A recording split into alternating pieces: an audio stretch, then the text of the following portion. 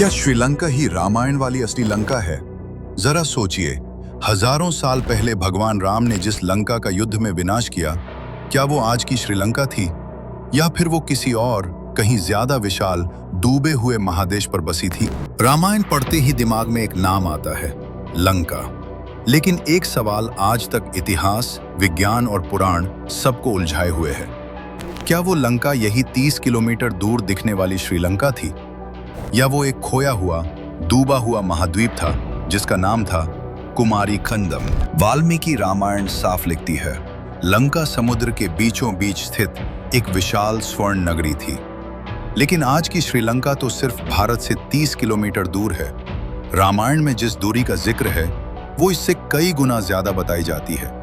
और सबसे बड़ा सवाल, अगर रावण की लंका इतनी पास थी तो वानर सेना को समुद्र बांधने की जरूरत क्यों पड़ी? रावण की लंका का वर्णन ऐसा है कि लगता है जैसे वो एक पूरा महाद्वीप था। ऊंचे ऊंचे स्वर्ण महल, धन से भरा नगर और चारों ओर समुद्र। इतिहासकारों के अनुसार आज की श्रीलंका रावण की लंका जितनी बड़ी नहीं है। तो फिर वो असली लंका कहाँ गई? यहीं पर आता है कुमारी कंदम का रहस्य, जिसे प्राचीन तमिल ग्रंथों में डूबा हुआ सभ्यता महाद्वीप कहा गया है।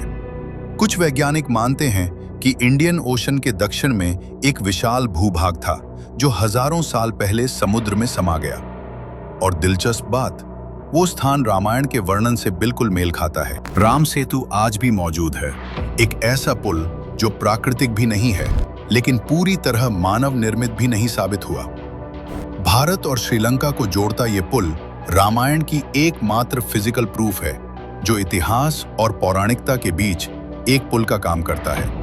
लेकिन राम सेतु सिर्फ श्रीलंका तक जाता है, तो फिर रावण की विशाल लंका का क्या? कई एक्सपर्ट्स कहते हैं आज की श्रीलंका रावण की लंका नहीं बल्कि उसका सिर्फ एक हिस्सा है, एक शेष बचा हुआ टुकड़ा।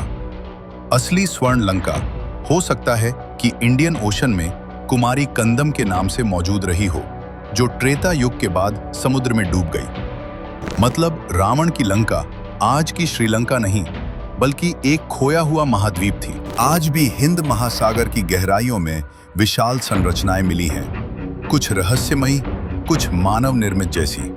सवाल सिर्फ इतना है, वो रावण की असली लंका है या कुछ और भी बड़ा राज छुपा है समुद्र के नीचे?